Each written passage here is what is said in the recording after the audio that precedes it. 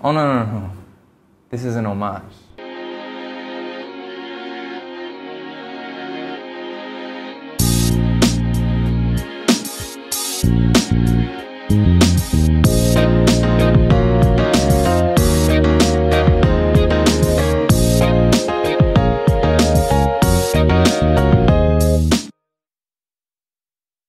Hi everyone and welcome to Shaluso, and yes, today we are talking about homage watches, and I'm in a decently good position to talk about that because I actually own one.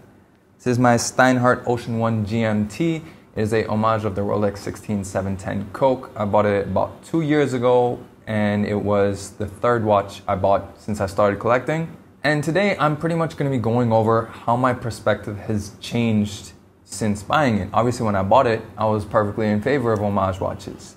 Now, this isn't going to be a review of the watch itself. It's more a review on my experience based on owning an homage watch. If you want to see what the positives and negatives of the watch itself are, you can check out my review. It's a pretty old video, but I still stand by the positives and negatives of the watch itself. So let's get right into it and talk about the positives of owning an homage watch. The first big thing is the carefree versatility. I own 4 watches right now, but none of them have I been able to wear in such a carefree manner as I do this. I originally bought this watch when I was living in Chile, and Santiago is not the safest place in the world in a lot of areas, especially if you have a nice watch on. So I wanted to get something that I wouldn't have to worry about if it got damaged or stolen, but I still wanted something cool and I still wanted something useful, so that's why I got a GMT. But the carefree versatility is what I really love. I've worn this in terrible neighborhoods. This was the first watch that I put on straps because I was too scared to scratch my other ones by using the spring bar tools. A couple other stupid things I've done with it in an effort to make it look less like a Rolex. I put it on the stove to try and get rid of the cyclops.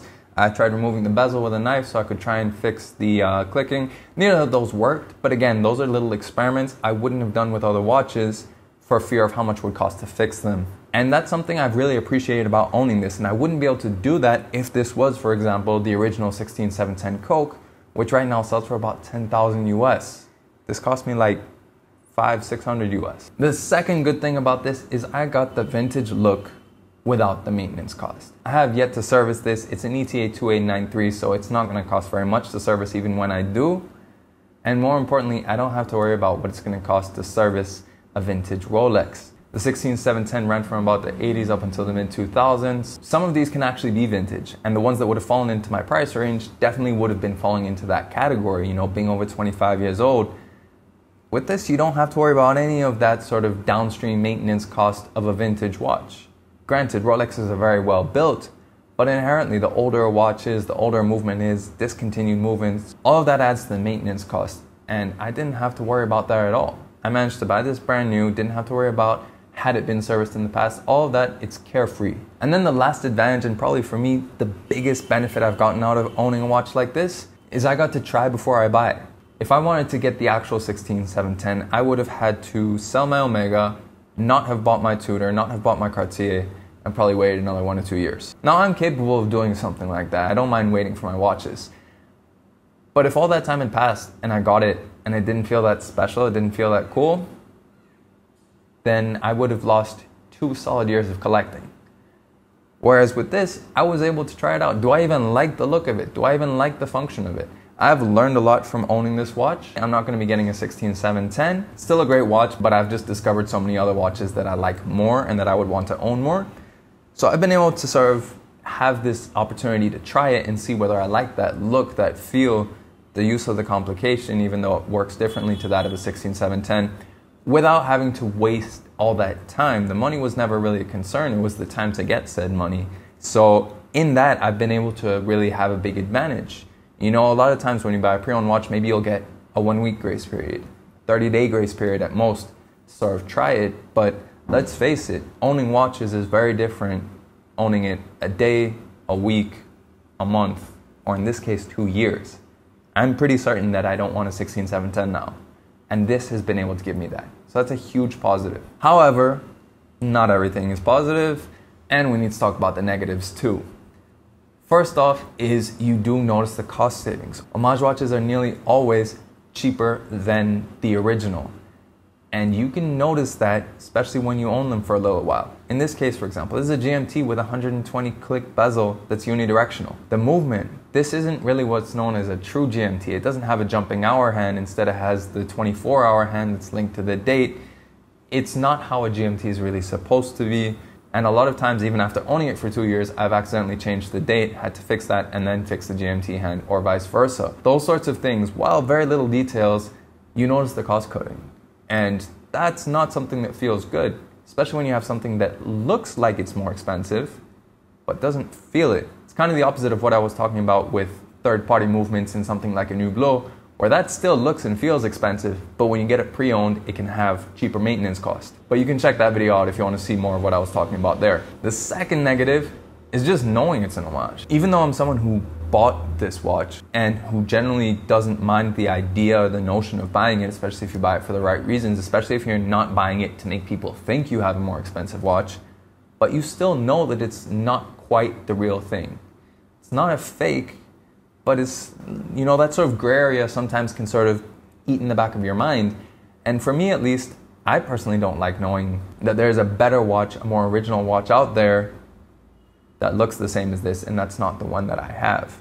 So that's something to bear in mind as well. No matter where you are in the spectrum now, that does tend to change when you actually own one of these, and it does depend obviously on how much you want the original as well. And then the last disadvantage, and this I think is the biggest one, is the missed opportunities.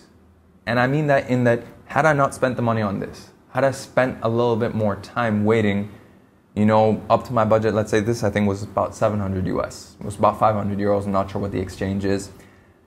Had I waited a bit longer, you know, and saved up, let's say 1500 US. There are things like the Hamilton Jazzmaster, the Longines Conquest GMT, and that's before you even talk about pre-owned. A couple months after I bought this, I saw a Jean Richard GMT Terrascope for I think it was about 1500 US. And that is such an interesting watch. You know, it's from a brand that not everyone knows. It's a brand that used to be sort of a sub-brand of Girard-Perregaux. Now it's kind of a dead brand. The design is completely unique. It's got a sort of cushion case, but it doesn't look like a Panerai. There's so many missed opportunities when you buy something that is fundamentally settling, or that is fundamentally not quite the full thing. So where does that leave us in terms of where I stand on it? Well, I guess the best way to explain what an Homage watch is when I was a kid, my mom didn't give me money to, you know, buy video games. So what did I do? I'd download the demo. And with that, usually you would get one level that was the full game experience. But it was just one level. And that's kind of what this is like. This, you get the full tool watch experience, in this case of a Rolex GMT. You get all the utility of it. So you get that level. But you don't get the luxury level. You don't get the quality level. You don't get the resale level if that's something that matters to you. You don't get the prestige level. You miss out on the full experience. You can play that one level to death. I used to play demos and do like different situations. You put in the cheat codes. You do everything you could and you would really enjoy it, but for just that one level. And that's kind of what owning this has been like. A lot of fun, but only in one particular area. So my stance on it, if I was to go back, I think especially because I've discovered so many watches, I probably wouldn't have gotten this. But I had to be on that journey to come to that conclusion. But going forward, would I buy another Homage watch? No, probably not. Going forward, if I had to buy another Steinhart, I probably wouldn't buy this one. I would probably buy the Ocean 2 because it looks a bit more distinct. Or maybe buy that titanium, I think it's the Ocean 500, something like that. It's got the Batman style bezel, I'd probably switch that out. I'd probably still continue playing with it and modifying it to make it look less like a Rolex, but at least it would be a step further detached from another watch. But in any case, I'd love to know your thoughts and comments. At the end of the day, this is something that people always discuss and debate. There's no right or wrong answer, so I'd love to know your opinions on it. If you like this video, please do like it and share it.